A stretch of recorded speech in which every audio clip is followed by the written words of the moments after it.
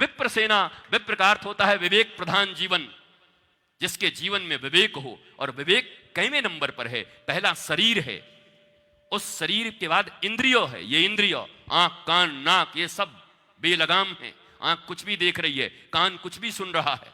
कान नहीं हुआ डस्टबिन हो गया, जिसको जो मन वही आके डाले जा रहा है, हम सुने जा रहे हैं। पता है क्या, शर्मा जी की बेटी वर्मा जी के बेटे के साथ भाग गई। आए तो डस्टबिन है ये कान है कि डस्टबिन है? क्या डलवा रहे उसमें? बंद करो, फिल्टर लगाओ। क्या सुनना है, क्या देखना है, क्या सूंघना है, क्या खाना है, क्या बोलना है? अगर इंद्रियों पर लगाम न लगे, फिल्टर न लगे, पानी फिल्टर वाला पीते हैं पर बातें ऐसे ही सुन ले रहे हैं, बिना फिल्टर के। बोल बिना फिल्टर के दे रहे हैं, बिना फिल्टर के देख रहे हैं। केवल पानी पीने से होगा फिल्टर का, सुनना भी फिल्टर का होगा। और ये फिल्टर क्या है? बोला सनातन शास्त्र और ऋषि और गुरुओं की वाणी ही फिल्टर है। उसके अनुसार सुनना है, उसके अनुसार देखना है, उसके अनुसार बोलना है। ये फिल्टर है साहब, इस फिल्टर का प्रयोग करिए। विप्र विवेक प्रधान, जिसके जीवन में मन प्रधान नहीं है।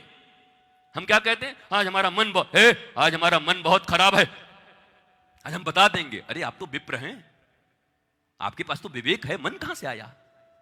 विप्र का अर्थ है जो मन से भी ऊपर उठ गया। विप्र का अर्थ है जो शरीर से ऊपर उठ गया। विप्र का अर्थ है जो बुद्धि से ऊपर उठ गया। विप्र का अर्थ है जो इंद्रियों से ऊपर उठ गया। विप्र का अर्थ है जो चित्त से भी ऊपर उठ गया। विप्र विवेक, विजडम, नीर और क्षीर का ज्ञान जिसको हो गया, शाश्वत और नश्वर का ज्ञान जिसको हो गया, मिटने वाले और रहने वाले का ज्ञान जिसको हो गया, उसको विप्र कहते हैं। अब बताओ, इस दुनिया में अगर विप्रों की सेना बने तो पूरी दुनिया में आनंद आ जाएगा कि नहीं? अगर ऐसे विप्र बनेंगे तब। जो मन से ऊपर उठे हैं, जो चित्त से ऊपर उठे हैं, जो इन इंद्रियों से ऊपर उठ गए हैं, जो इस शरीर से ऊपर उठ गए हैं, केवल शरीरों के पीछे नहीं पड़े।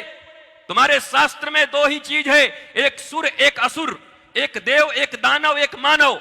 दानव किसको कहते हैं? असुर किसको कहते हैं? असुसुरमन्ते इति असुरा, जो केवल अपने और अपने शरीर की देखभाल और रक्षा में दिन रात रत रहता है, उसको असुर कहते हैं।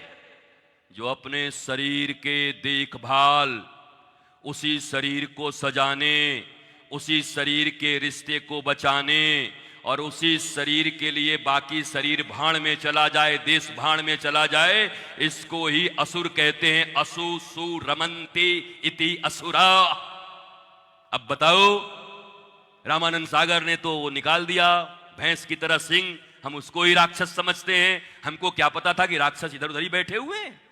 हमको क्या पता था कि हमारे आसपास ही राक्षस बैठे हुए हैं? हमको क्या पता था कि हमारे भीतर ही राक्षस बैठा हुआ है? रावण हमारे भीतर, कंस हमारे भीतर, दुर्योधन हमारे भीतर, मंथरा हमारे भीतर, शूर्पणखा हमारे भीतर, ताड़का हमारे भीतर। और दूध पिलाने कौन आई थी कन्हैया को? मैया मौसी पूतना हमारे भीतर। ये सब हमारे भीतर है। पूतना मतलब अविद्या, कपट। कपट जिसके भीतर है वही पूतना है। पूतना जो पवित्र नहीं है वही पूतना है। ताड़का, ये जितने भी राक्षस राक्षसियां आप नाम सुनते हैं, इनके चित्र बना करके इनमें आग लगाने से कुछ नहीं होगा। दशहरा के दिन उठाए बनाए 100 फीट का रावण और आग लगा दिया। रावण भी कह रहा था कि जलाने वाला रावण है कि मैं रावण, मुझे पता ही नहीं।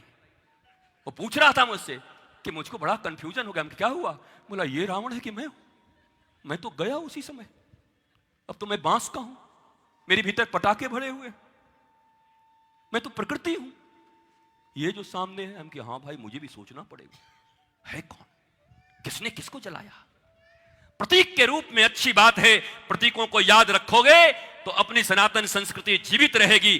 करो, लेकिन उसके साथ साथ ये प्रयत्न भी करो कि रावण के भीतर जो अहंकार था, रावण के भीतर जो मोह था, वो हमारे भीतर न रहे। तो वही दशहरा सबसे प्यारी दशहरा होगी। जिस दिन हमारा अहंकार और मोह जलेगा, उस दिन सच्चा रावण जलेगा। हमें वो भी जलाना पड़ेगा।